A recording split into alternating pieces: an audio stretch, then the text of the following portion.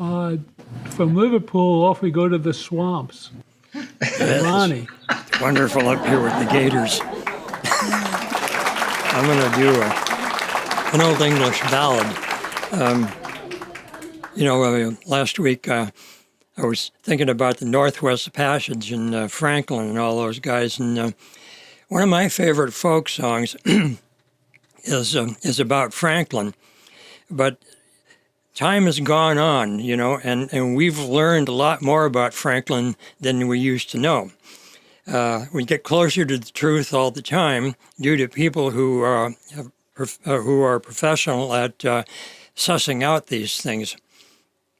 Anyway, I'm going to do this song, and it's going to ruin the song for all of you because of the history of Franklin. But it's a great song. I love this song, and I like it most importantly because it's gruesome. All right. And like I say, it'll ruin the song. Well, you see, this is the thing. About the time of the Civil War in the United States, there were a lot of expeditions sent out to try to discover the Northwest Passage. Now, all they would have had to have done would be to wait around 175 years, and the bloody thing would melt itself. But at any rate, the last expedition that was sent out to discover the Northwest Passage was headed up by Sir John Franklin. And he was out looking for that thing just north of Newfoundland and just south of the Arctic Circle across the northern coast of Canada. But the thing about Franklin was he was the perfect man for the job because, you see, he looked the part. He had side whiskers, for one thing, and he was a nice, plump, pink Englishman. The only problem with Franklin, basically, was that he was a complete imbecile.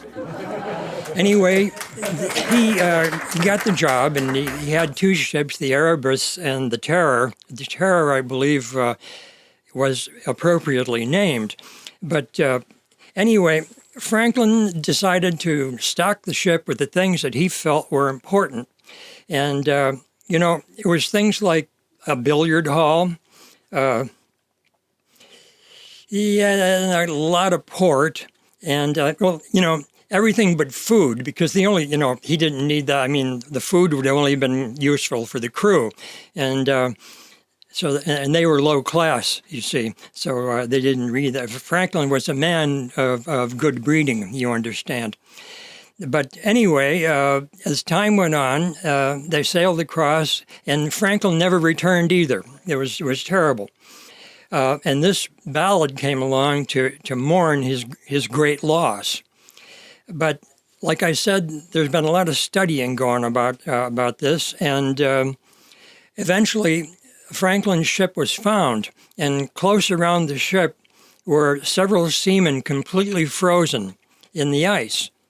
And, well, actually, some of them were sort of incomplete, but bits of them, you see, were strewn around over a large area. They found a leg bone from a skeleton in one place, and the other leg about 10 miles down from there, also frozen in the ice, and they just couldn't make out how these fellows managed to walk all that distance without any legs. But what it came down to is they put two and two together, and they came to the conclusion that the legs were from Franklin, you see. And since he hadn't put any food on board the ship, the seamen were very, very hungry. And so they put two and two together, like I said, and it turned out that they probably ate him, But anyway, when Franklin left England, he was Sir John Franklin, but after he was frozen to death and cannibalized, they made him a lord, so he became Lord Franklin after that, and I find that a very noble gesture. But anyway, here's the song, a great ballad.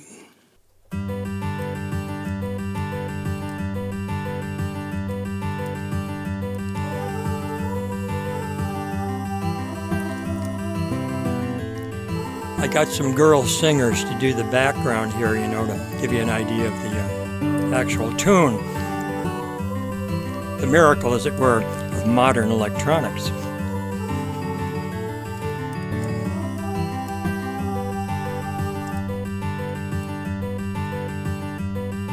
It was homeward bound one night on the deep. Swinging in my hammock, I fell asleep. I dreamed a dream, and I thought it true, concerning Franklin and his gallant crew.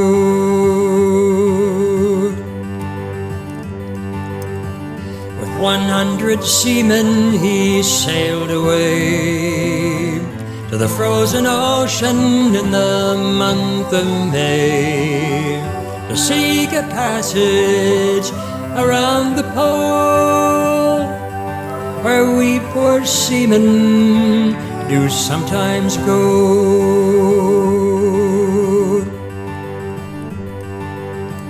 To cruel hardships they mainly strove, their ship on a mountain of ice was drove. Only the Eskimo with his skin canoe was the only one that ever came through. In Baffin's Bay, where the whale fishes blow, the fate of Franklin no man may know. The fate of Franklin no tongue can tell. Lord Franklin, along with his sailors to dwell. And now my burden it gives me paid. From my long-lost Franklin I would cross the main. 10,000 pounds I would freely give to say that on earth my Franklin do live.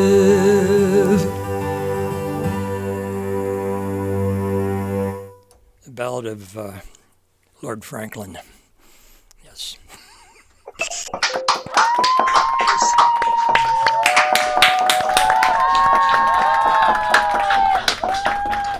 Thanks very much. Okay, now I'm hungry. Bad joke. Anyway.